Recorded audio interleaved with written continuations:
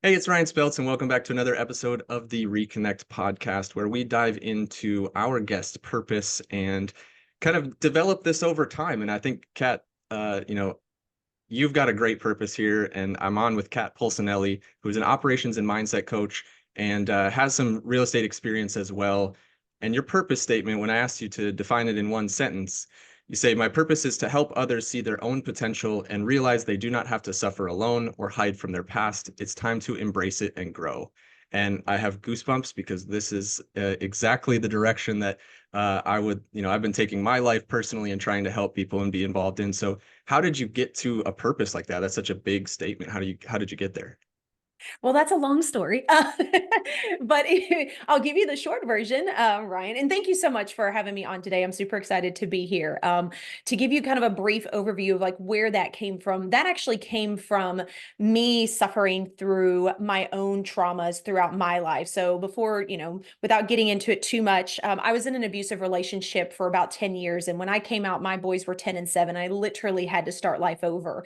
And I was currently in the medical field and eventually ended up moving into real estate to do something different. I wanted to be able to prove to my kids that, even though we had been through some really hard times, that you could always change the trajectory of your life. And real estate was going to give me the opportunity to be able to help people on a very different level. The same reason I got into the medical field. And as it's kind of grown through real estate over the last 5 years and then into my coaching business as well, it's just kind of kept hitting me in the face that I love helping others. And I personally know what it is like to struggle silently and fight your own battles and be so ashamed and afraid to explain it to anybody else because you're afraid of being judged.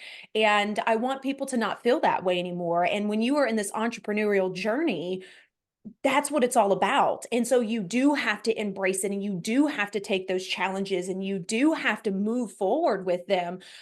Or it's going to be really hard for you to have any type of growth in your life. And so that is the whole purpose around what it is that I do, is being able to give back to others and show them that we can embrace the crap that we've been through and we can still prevail and grow through absolutely anything as we move forward. Yeah, I think that's a huge place to start for sure. I think that is amazing that you're able to just project that and tell your story. And I've been following you on social media for a little while now, and just seeing that, like, you're bringing that into the piece of just being that real version instead of this, like, yeah, everything is great and never had anything bad happen. And arguably, when people are judging somebody that's gone through something, they go, "Oh, that's so terrible." And with me, I've gone through some things that are pretty heavy in my life as well. And really, I look at it and go, "Man, that's a strength of mine. Like, that's not a downfall of mine. Hmm. That's a strength." Because if you're able to look back and look at it like that instead of the victim piece of it, you're able to pull the strength out of it and be like, "I came through that stuff, like, and now I'm better." Um, and I think that's fantastic that that's the direction you're going with the coaching piece as well, is just really embracing that rawness. Um, so in the real estate piece, you're obviously, you said you're transitioning out of that. You've got a few deals left and then kind of shifting into a referral piece. Ultimately, I think the referral piece allows you to serve the people the same way, because you're able to place them with somebody that can do what you've done in the past. But tell us a little bit about that journey through it and how that helped kind of develop where you're at now. Yeah, definitely. So I started out as a solo agent and was extremely determined. I was still kind of in that phase of wanting to prove everybody wrong and, trying to transition from that victim mentality to like, I could get to choose what happens. And then whatever does happen can be a lesson as well. And so I got into the field, fell in love with helping people. I did do what a lot of people did in the beginning, which you just said, which is you come in very polished, you're very perfected, and nobody knows what's going on. I was always very scared to be like, oh my God, I don't know everything. They're going to know. No, they don't. They don't. But I moved into that journey, and due to a personal shift in my life at that time, I decided that I needed more support. So I jumped into a team, and I was very blessed to be a part of a wonderful team that I had an amazing seller's agent at the time, a listing agent at the time, who basically taught me a ton of stuff. She was absolutely amazing. And it just kind of kept growing from there. And in that, I realized that I enjoyed helping other people that were newer in the real estate business. And I've always enjoyed taking things apart, operations, systems, and then simplifying it down and say, okay, there's got to be an easier way to do that. And so that just naturally kind of progressed in the way that I did real estate. It also fell into the way that I helped my clients as well. So I would take bits and pieces that I learned through courses and through other agents, and I'd be like, oh, I kind of really like that. I'm going to put this in what it is that I do, but I don't really care for this. So we're going to throw that one away. And I started building out the way that I took care of my clients. And then I just started helping others naturally, like, hey, maybe you could do this. What works for you? Okay, that doesn't work, then don't try it. Why don't we do this? And it just kind of kept progressing, which then led to me being picked up by the brokerage itself. And I was actually asked to be on the corporate side. So I had two jobs. I was a real estate agent and I did the corporate side for quite a while. And that allowed me even more space to be able to help agents. And then I really got to see where so many of us fall into this societal pattern of you have to do it this way, you have to make sure you know this. And I started trying to break that with those that were newer in the business so that they had a fighting chance of being in real estate, because real estate is hard and people don't realize that. And so it just naturally progressed from there. And what I started doing was leaning into what do I enjoy doing and what do I not enjoy doing? And how do I get more of what I enjoy doing? And that's what led me into coaching, which started actually with real estate agents only and has just progressed now to entrepreneurs as a whole. Yeah, I think that background there with that you mentioned of the transition piece, I think that's really cool how you've kind of seen all three sides of the real estate game. And then you recognize that like this one's my favorite, so I'm just gonna run with this and make it my favorite. That's that like I try to sell that to people so often. It's just like if you don't like doing something, like go out and close enough deals so that you don't have to do it anymore. Like just Mm-hmm. make it a functionality piece of like, I don't want to do that. So get rid of it. We kind of should ourselves to death, right? Like we should do this, I should do that. Yeah. And we end up like isolating ourselves in things that suck. And like it just sometimes you got to just buckle down and do it. And other times you can just recognize like that's taking not only the time that it takes, it's also taking the mental energy away from the other things because I'm drained after I'm done with it. And so how do Mm-hmm. I shift that off? How did you really make that a transition piece for yourself into let me decide what I want to do and how can I make that a piece? Like, how did you draw that out? Or is it just like a one day you woke up and you're like, this is what I got to do? No, I do feel like it was a slow transition, and because I was in kind of a changing period in my life as well. I'd been out of the abuse for about 4.5 years. I was finally starting to kind of deal with some of my own trauma while raising two boys, and all the things kind of rolled into one. What I started to realize was what made me happy, which meant I could get through my entire day, even if it was slammed, and still be able to go home to my kids and not scream at them because I was frustrated and exhausted from my day, which wasn't fair to them, right? And my children have always played a huge part in the decisions that I have made. And so for me, that's what kind of helped me focus. It was like, oh, okay, well, I had a really great day. I talked to these amazing people. I'm going to work with this person. And I realized when I came home, I was happy and I got to tell my kids about the things that I was doing so they could be proud of their mom and see that she's accomplishing things, which I was hoping would transition, into how they grow in their lives. And that's when I kind of started puzzle piecing together. It's like, okay, well then how do I get more of that? Right? If this is working, how do I get more of this? And what I quickly realized was everybody has a process and they teach you the process because it worked for them. But that does not mean that it's going to directly translate into how you do it because your perspective is not the exact same to somebody else's. And when I realized that like, oh, people have a lot of overlapping ways that they do things, but then they kind of veer off. That was kind of like a light bulb moment that like, oh my gosh, well, I can do this too then. I can make it my way and I can still integrate the things that I've learned. But all these people have basically done the same thing. It's just what they teach is because it worked for them and they believe in it. Yeah, that's so important in the successful side of whether it's real estate or entrepreneurship in general, like you're coaching now. It is so important to do it your way because if you're just putting out the same stuff that everybody else puts out, what's your differentiator? Like if you're Yeah. doing it the same way and mimicking 100%, like while imitation is the finest form of flattery, it also bolsters that other person's brand probably more than your own, because if you were the one putting it out second all the time, you're basically giving credit to that other person and you're not building yourself. How do you foster that in your clients and now in your coaching aspect? Like do you have a process that you kind of like help them design that, or how does that come into play in your coaching business now?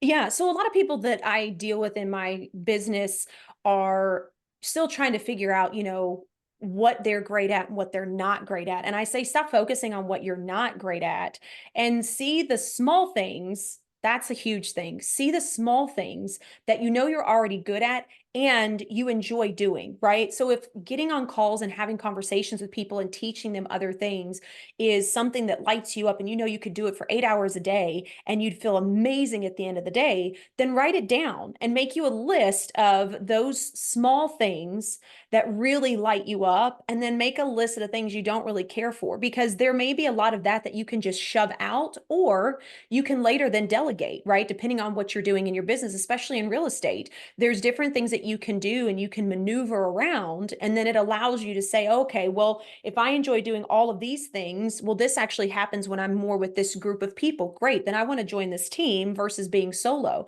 I met tons of agents that, told me, I actually prefer being with people. I don't like doing it on my own. I'm like, great. Then we need to look at what makes you happy. And then what are your boundaries and what are those no's for you, so that you can find the right team or group of people to be around to help build you as you continue to grow. But it all starts with understanding what lights you up and leaning into that, even if it doesn't make sense, because that is where you're going to grow. And if you can grow confidence, then you can grow courage. And if you grow courage, then you are going to skyrocket, versus waiting for somebody else to give you the answer and say, yeah, this is how you should do it. You're always going to question yourself when you are constantly looking for an outside force. I love it. Like you say, like what lights you up, and instantly the question. I do have a couple prepared questions that I don't always ask, and sometimes I ask them, but that one leads me right into it. What sets you on fire as a coach, as a person, as a human, as a mom? Like what sets you on fire, and really, like when you wake up in the morning and you hit your knees and you go, yep, that's what I'm doing. Like what sets you on fire every day? Oh, what sets me on fire? I love it when people ask me this. I would say there's a couple of things in my business. It lights me up to have conversations like this where I can share intimate pieces of my journey, to things that I've been through, to relate to people when a lot of people are afraid to share that side with others. I don't have a problem doing it. And for me, being able to share that with people allows other people to feel like, oh my gosh, it's not just me. Okay, then this isn't such a bad thing. Or it's not, other people have been through this. It's that connection point, which then creates support. That lights me up more than anything, is when I see that someone that has felt lost, has felt confused, or have felt like nobody understands them. And when I can connect with them and I can relate to them, and then I can help them see a way out, you can see the light bulb go off. And that's when you see their own courage start to form. And so I love to allow people to borrow mine until they get to the point where they're like, this is fantastic. I know where I'm going and I'm ready to go. And that lights me up more than anything. And that's with my kids as well. My boys are now 19 and 16. So them being able to see where their mom has gotten to and be able to share those pieces with them as well. I get to have this integrating part with them, that now they get to take things that light them up and they get to use that now versus waiting till years down the road like I did. And so those are my favorite things of all, is helping others, being able to see truly where their potential is, and then also being able to show my kids what can be done and that the sky is the limit. I think that's really cool how you kind of take the mindset of, you know, I've been here, grab my hand and I'll show you how to get out of it. And like that's such a cool place to be. And if I'm being honest, as I do more and more of these, it's such a common theme that resonates through so many of these episodes. It's based around that. Like, just help someone who was at where you were before get to where you are now. And embody that at every step of the way. And I could, like, when I asked you that question, I could see it just coming out of you, just pouring out of you. And I think that's fantastic. So I truly appreciate you sharing that with us. And, you know, that's going to be like that resonating message from this episode as well. So seriously, that was great. So moving forward, what would be like one big thing that you would want to look at as kind of like a global problem, and how would you, or what would you apply to it to kind of help in solving that global problem? Oh my goodness. That is a really good question. I feel like we have so many global problems. I would say the biggest global problem that I see is the fact that we look externally for all of the answers around us. We have lost the connection with ourselves and the ability to trust in ourselves. And I say that from personal experience. You know, after being in an abusive relationship and not even being able to trust your own thoughts because somebody was constantly telling you was wrong, you really start to completely disconnect from that. And then you're always looking for someone else to give you the answer. But what's interesting is if you really pay attention to when people give you those answers, there's still a piece that just doesn't quite fit right with what they're saying. And so I would say that we need to start learning to trust ourselves and push the limit just a little bit. I don't mean dive off the 12-foot in, but push yourself just a little bit when you know you kind of get that feeling of, I should probably be doing this. I feel like I should be doing this. I don't care if it makes sense or not, because that is where you start to trust yourself. That is where you start to build your own self-worth. And then again, that courage, that confidence starts to come out from that, because then you know, and you start to build upon that in the direction that you want to go and what you want to do. You are able to set boundaries. You're able to tell people no when they don't align with you. And that is so, so important in our society. So yeah, that would probably be the biggest thing I say that we face. And it's a lot simpler than what we think. Yeah, that last sentence, like you summarized it all. That was great. Like, we are kindred spirits, Kat, and I love it. That piece of just like, we make it so much more complicated than it actually is, right? And it's just recognizing that, Mm-hmm. just sitting with yourself for a while and just like, you realize these thoughts, and then we can get past the thoughts, and then we get to emotion, and we can get past the emotion. And you know, I know you brought it up before where you were like fighting to get out of that situation, and a lot of times we apply the anger to get us lifted above. And then once you get out of that, you have to let go of the anger. Otherwise, it just Yeah. weighs you down. Like, anger can be that first push that gets you above, you know, where you are in what you consider the bottom. But once you get above it, you've got to recognize, like, okay, now it's time to flip into the gratefulness and the thankfulness of me not being there anymore. Instead of saying, man, I was Mm-hmm. here for a long time, you just keep looking back. I think that's fantastic. Thank you so much for for that. That was awesome. So, Kat, I appreciate you being on so much. I feel like we could talk for hours on end because we are so like right in line with each other with these paths. So how do people get in touch with you, outside of you know, just commenting on the video? How do people get in touch with you?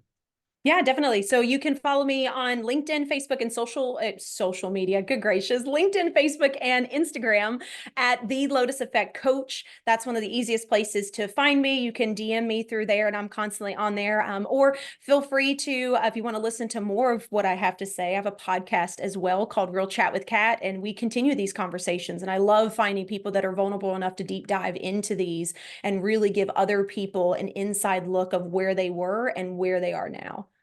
Yeah, that's great. And you know, I think we need more of that. And ultimately, like, I'm on the concept of like, every conversation I get on Zoom, it's being recorded now, because everybody drops a dime somewhere involved. And, you know, especially in conversations like this, I think it's super important for us to record that and not lose the history of those conversations. So that's great that you've got the podcast as well. So thanks again, Kat, for being on with us here. And I truly appreciate it. I'm looking forward to doing some future collaboration stuff with you as well. Yeah, thank you so much.